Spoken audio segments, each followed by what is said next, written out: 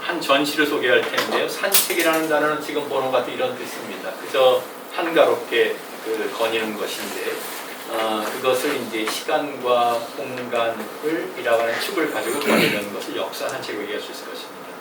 2019년에 그 일본의 에도도쿄 뮤지엄이라는 박물관이 있습니다. 그래서 마치 서울 역사박물관과 비슷한 성격의 박물관이니까 에도도쿄 박물관이니까 우리가 표현하면 뭘까요? 한양 서울박물관 이렇게 이해하면 되겠죠.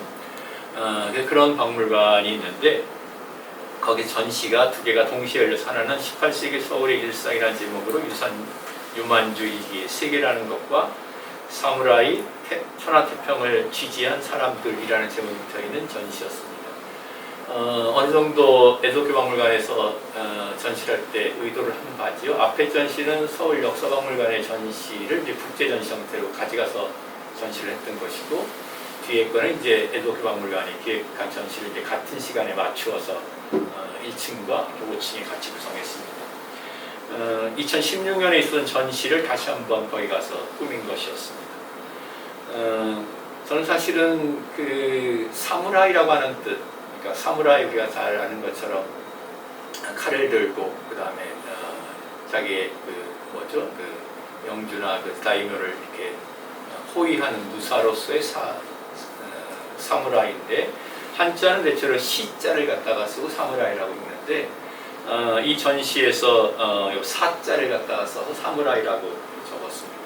실제로 사전을 찾아보면은 이 사자를 시라고 읽기도 하고 뜻은 사무라이라고 풀이도 합니다. 그러니까 일본도 역시. 그래서 일본 사람들이 우리나라 선비를 지칭할 때 사인이라고 쓰기도 하고, 선비 사자 우리 쓰잖아요. 일본이 사자 쓰면서 1층에는 이 사자를 써가지고 사무라이라고 자기들의 이름을 달아놓고, 그 다음에 위에 있었던 전시에서는 그들 표현을 사인이라고 표현해가지고 우리 선비에 해당 뜻으로 두 개의 전시가 있었습니다. 에도 시대 때의 사무라이에 관한 전시였습니다. 다시 얘기해서 그 앞에 그 에도 전 시대, 도쿠가와 앞 시대의 사무라이가 아니고 이제 전쟁이 없었던 일본의 에도 시대, 17, 8, 9세기 때의 에도 시대의 사무라이 얘기여서, 아시는 것처럼 사무라이들이 그때 이제 전쟁이 없으니까 자기 수련 혹은 또 학문을 하기도 하고 관료가 되기도 하고 이런 역할을 사무라이가 역할을 하게 되는 것이죠.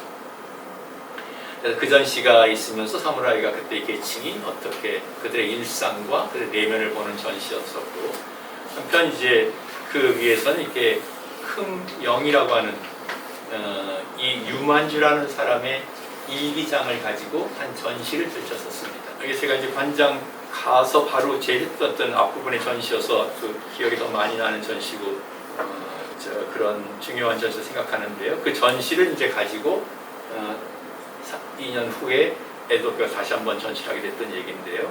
일본 제목으로는 18세기 서울의 일상이라고 붙여놓고 유만주 일기의 세계, 요거는 한글로 있었던 그 제목입니다. 이거 흠영이라고 하는 이 사람의 그 자기 일기장의 제목이에요. 일기장의 책을. 그 전시의 앞에 서문을 썼던 얘기인데 200년 전시, 그때 한양에 살았던 한 유만주라는 사람이에요. 우리가 기억 못하는 유만주라는 사람이겠죠. 평범한 한 선비였었습니다. 근데 그 사람이 75년부터 87년까지 하루도 빠짐없이 일기를 적었습니다. 그리고 그것에 자기 책의 제목을 흠영이라고 하는 제목을 줬는데, 흠영이라는 뜻 자체는 꽃송이처럼 아름다운 인간의 아름다운 정신을 흠모한다라는 뜻을 갖고 있는 것입니다. 그래서 그 24권으로 이제 책이 묶여졌는데 18세기 후반의 풍경과 삶이 담겨져 있습니다. 그래서 이제 그 여러 해 중에서 1784년 그냥 한 해를 골라서 그 한 해를 그 흠영이라는 일기장을 따라가면서 전시를 구성했었던 것입니다. 그래서 이제 1784년 그때 한양 선비의 시선, 그 다음에 그 사람의 염려 혹은 그 사람의 어떤 그 일상과 내면과 감동을 따라서 한양의 그 풍경과 일상을 걷는 산책을 합시다라는 글로 시작을 했습니다. 실제로 이렇게 되어 있는 책입니다. 그래서 흠영이라는 걸로 되어 있고, 이 갑진년에 관한 그때의 책인데 지금 춘하본이네요. 그래서 거기에 자기 서문을 쓰면서 나는 글을 잘 못하지만 겸손하게 쓰는 거죠. 나의 글은 흥명이 있고 아무튼 나한테 내 인생에 가장 중요한 것이 흥명이다라는 뜻이죠. 그래서 일부 부분들이 부격본으로 나와 있습니다. 그리고 이제 그 전시를 가지고 아까 얘기한 것처럼 일본에 가서 전시하면서 다시 앞에 글이 일본에서 쓴 글이네요. 일본 전시를 열면서 쓴 글이고 이 글이 이제 한국 전시할 때 썼었던 서문입니다. 그래서 그 안에 1784년은 아무 일이 없었던 해예요. 근데 그때 정조의 아들인 무뇨세자가 책봉되어 일찍 죽는 무뇨세자 책봉된 것을 제외하면 아무튼 평범한 해였다. 30살이 되었다. 그 다음에 첫날, 그 다음에 정월, 3월 그때가 윤년이어서 윤달이 끼어있던 해였습니다. 그래서 1년이 384일이었었는데 그때 아버지가 있었던 해주 쪽으로 여행을 갑니다. 그 다음에 눈병을 고치는 일, 집을 사는 일, 비싼 집을 사가지고 고생하는 일, 과거심을 보지만 역시 낙방하는 일. 아버지는 그때 훌륭한 이미 이제 과거에서 관료가 됐는데 이 착한 아들이고 공부도 열심히 하는 아들이지만은 시험은 계속 떨어져요. 그리고 이제 홍대영이라는 사람 집에 가서 무슨 일, 사신의 행렬. 그래서 이때의 일기를 적은 것도 우리가 보게 됩니다. 그래서 사실은 아버지가 그 글들을 모아서 아들 친구한테 부탁을 해서 그것을 이제 우리가 보고 있는 책으로 엮게 해요. 그러면서 이제 그래서 우리한테 이게 소중한 정말 자료가 남게 된 것이죠. 그래서 어쨌든 이 사이에 있는 글들에서 이제 제가 천천히 설명을 좀 못 드린 부분이 있습니다만은 이 동여도를 바탕으로 해가지고 이제 예를 들면은 한양에서 떠나가지고 해주까지 가는 길, 어떻게 인진강을 건너고 해주를 가고 그다음에 평양까지 가거든요. 그래서 그러한 노정들이 섬겨져 있는 지도와 유만주의 어떤 행적에 관한 것들, 그리고 집을 사기 위해서 아무튼 이 집주름이라고 하죠. 지금으로 치면은 부동산 매매업자. 한테 또 착하기만 한 유만주는 또 이 거래를 이렇게 잘 하지 못해요. 너무 비싼 집을 사게 돼요. 사채를 또 써요. 그래가지고 아까처럼 과거 시험도 떨어졌는데 아무튼 등등의 그러한 얘기들. 그리고 이제 그러면은 그 당시에 과연 그 집값이 얼마였는가, 집의 구조가 어땠는가, 그 집이 적합해는 없지만 등등들이 전시가 되어 있는 전시였습니다. 그래서 사실은 우리가 기억하지 못하는 이 일기가 아니었으면 유만주라는 사람의 한 평범한 사람, 한 평범한 선비, 그러나 아까 표현처럼 인간의 본성의 아름다움에 대한 믿음을 갖고 있고 어떤 글 읽는 거에 대한 어떤 기쁨을 가졌던 사람인데 그 사람의 일기를 따라서 우리가 이 한양의 그대의 삶을 볼 수 있었던 것입니다. 제가 드린 말씀이 앞에 광화문의 이력을 얘기할 때는 광화문이라고 하는 건물이나 그것은 마치 아까 조선백사처럼 그러한 소위 가로치고 문화재 혹은 또 그러한 사물이나 도시에 놓여져 있는 사물이나 그 집이라고 하는 것들이 어떤 관계를 갖고 있고 그것의 가치가 우리가 기억할 것 같은 얘기를 드렸다고 치면은 이 유만주의 이야기는 1784년이라고 하는 그 시기에 이 유만주라는 사람이 걸었었던 길들 굉장히 미시적으로 봤었던 얘기를 드리고 싶었습니다. 그 역사도시는 여러분들 어떻게 정의할 수 있다고 생각하시는지요? 역사도시 사실은 오래된 도시가 역사도시의 기본적인 조건이 될 수도 있겠죠. 오래된 도시. 사실은 오래됐다고 한 걸 가지고서 역사도시 되기는 어려운 것이겠죠. 역사가 두터운 도시, 역사적인 층위가 존중되면서 잘 기억되고 기념되는 도시, 이런 걸 것입니다. 그런데 그 역사도시, 우리는 서울을 역사도시라고 부릅니다.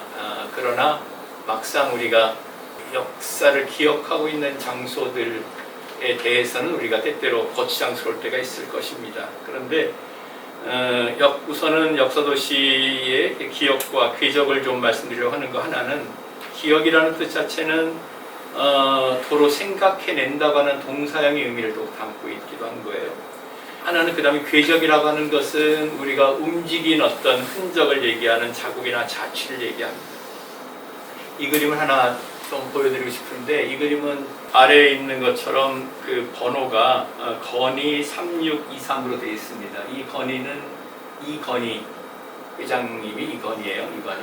그래서 아까 처음에 좀 말씀드렸었던 그 이건희 회장이 모았었던 물건을 이제 그 기증을 했는데, 그 중에 이제 한 그림이 이 서빙고 망도성이라는 그림입니다. 사실은 저는 이걸 흐릿한 흑백 사진 가지고 강의하기도 하고 글을 쓰기도 했었는데, 사실 이제 진짜 물건을 보니까 늘 거기에 개인 소장이라고 표현되어 있었거든요. 그 개인이 이건희 회장했던 거죠. 그래서 이제 지금 국립중앙박물관에 수장되어 있고 거기서 다운로드를 받을 수 있습니다.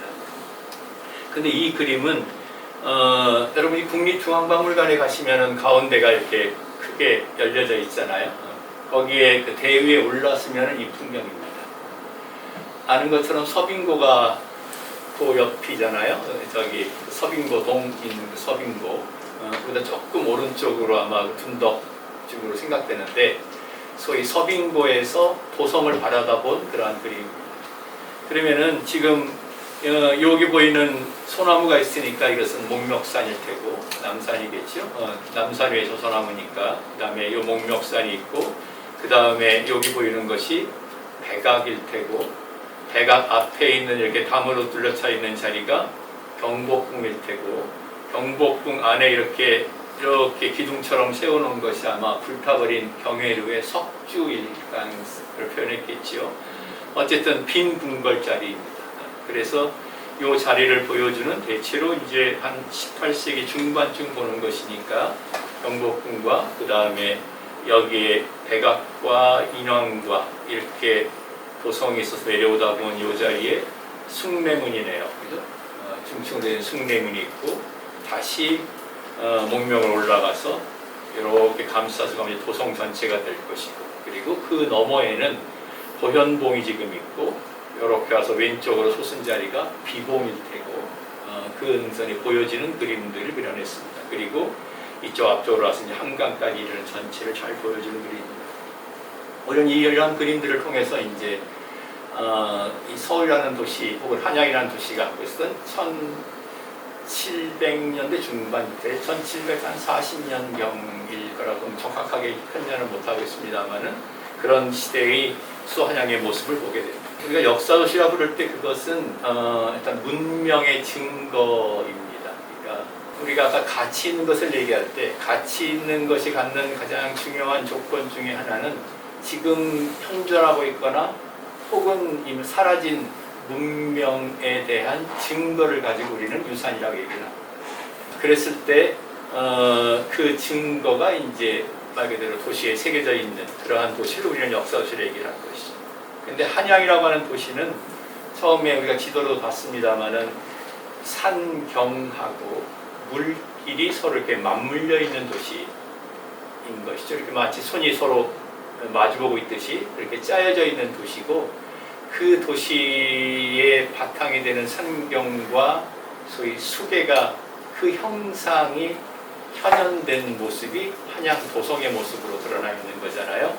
실제로 우리가 알고 있는 18.627km라 가는 한양 도성이라 하는 것의 능선, 그 자리는 곧 사산의 능선을 따라서 건설된 것이니까 그 밑에는 그러한 산경의 흔적이 있는, 그리고 거기에 있는 물길들과 그러한 물길들은 인공적으로 조율된 부분이 있습니다만은 그것이 맞물려 있는 도시인 것입니다. 그래서 우리가 이해할 때 하나는 사산과 도성이라고 하는 것, 그 다음에는 이 문루와 그 다음에 궁궐이라고 하는 것, 그리고 그것을 잇고 있는 이렇게 고물의 정자 모양으로 이어지는 그 대로의 형태들, 그리고 물길과 그 길이 만나는 곳에 놓여져 있는 다리들, 그러한 것들이 말 그대로 이 유기체로서 조직되어 있는 것이 한양인 것이죠.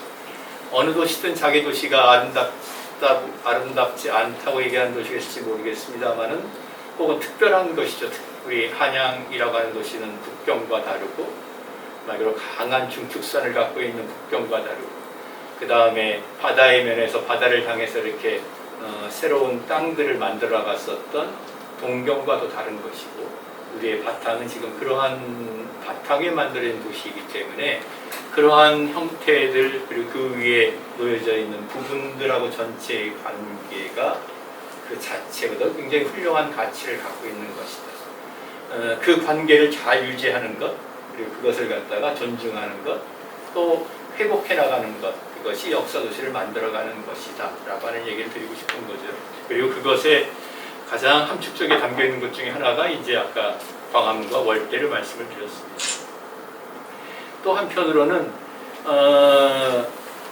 그렇게 도시라고 하는 것은 그렇게 물리적인 형상이 있지만은 거기에 여러 사람들의 기억과 삶과 그런 생각들이 겹쳐져 있는 것이죠. 그래서 기억이라고 하는 것, 그 다음에 그 사람이 움직였었던 궤적들, 사람이 움직였을 수도 있고 건물이 움직일 수도 있고 그러한 궤적들이 겹쳐 있습니다.